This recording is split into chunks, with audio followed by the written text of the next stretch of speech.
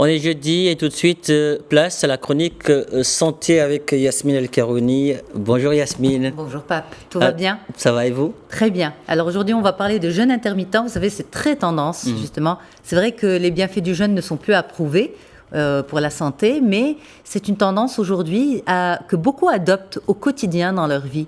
Est-ce que c'est une bonne chose? Est-ce que il y a des contre-indications? Est-ce que jeûner en intermittence, comme ça, comme c'est préconisé, est-ce que ça continue à donner des résultats? Voilà, on va essayer de comprendre un peu cette tendance, à quel point elle prend de l'ampleur et à quel point elle peut rester pertinente. Voilà, avec Karim Louali, qui est médecin nutritionniste, en direct avec nous de Casablanca par Skype. Bonjour docteur, comment ça va?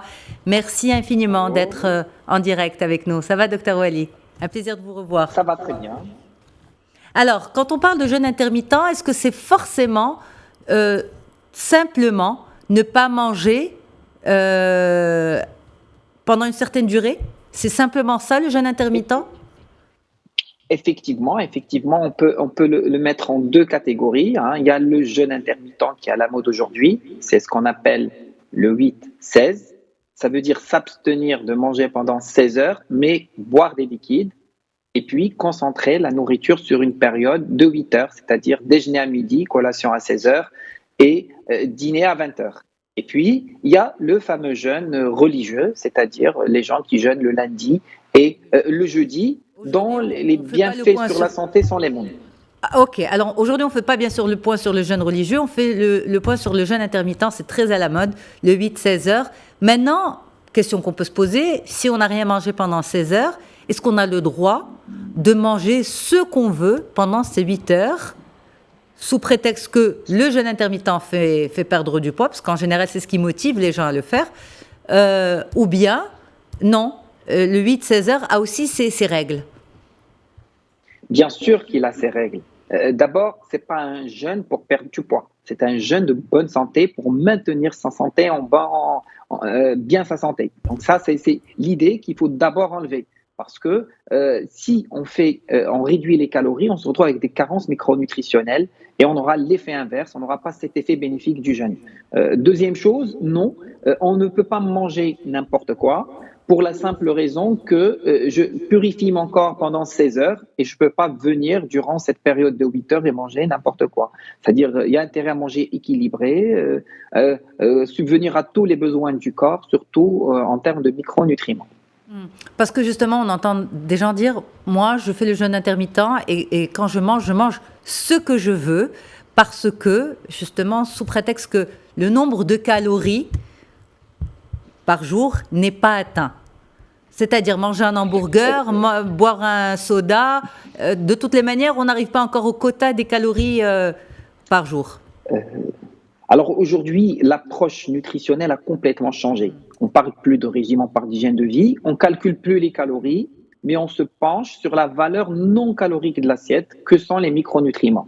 On peut manger le même plat qui contient les mêmes calories, mais la valeur micronutritionnelle est complètement différente.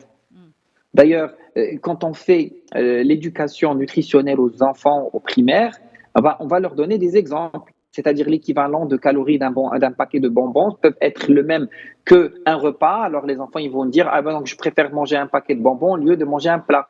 Mais non, les calories sont le même, mais malheureusement l'apport nutritionnel, nutritif n'est pas le même. Et donc le jeûne intermittent, on doit avoir cet équilibre nutritionnel dans le repas et dans l'assiette.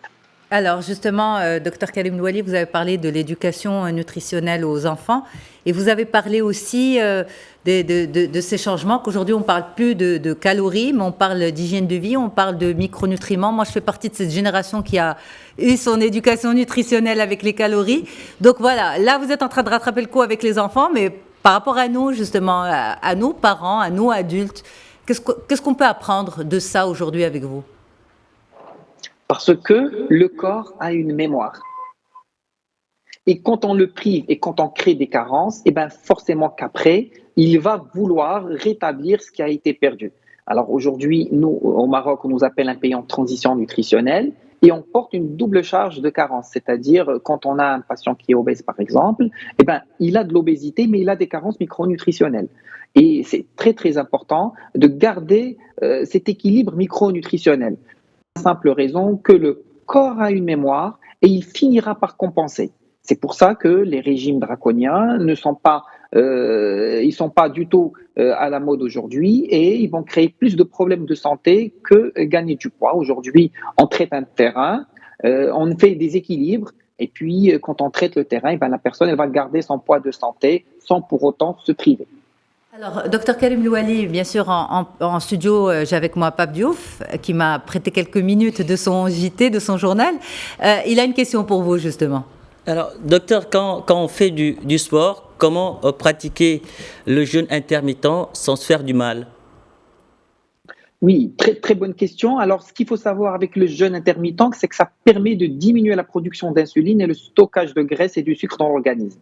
Et puis, ça simule le déstockage des graisses. Ça donne un meilleur contrôle des sensations alimentaires. Ça veut dire quoi? Ça veut dire que quand on fait le jeûne intermittent et que le matin, on fait le sport, on est directement dans nos réserves graisseuses, ce qui est très, très bien. On va vraiment aider le corps à lutter contre l'apparition du diabète.